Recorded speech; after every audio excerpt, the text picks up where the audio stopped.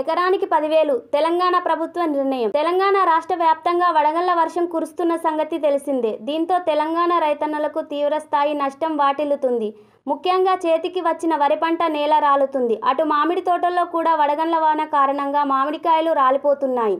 ఇలాంటి నేపథ్యంలో తెలంగాణ రైతన్నలకు తీవ్రస్థాయిలో నష్టం వాటిల్లుతుంది. అయితే వడగళ్ల వాన నేపథ్యంలో తెలంగాణ రాష్ట్ర ప్రభుత్వ కీలక నిర్ణయం తీసుకున్నట్లు తెలుస్తుంది. పంట నష్టం జరిగిన రైతులను ఆదుకునేందుకు సిద్ధమవుతుంది. పంట నష్టం అంచనా వేయాలని ఈ మేరకు వ్యవసాయ శాఖను తెలంగాణ ప్రభుత్వం ఆదేశించిందట.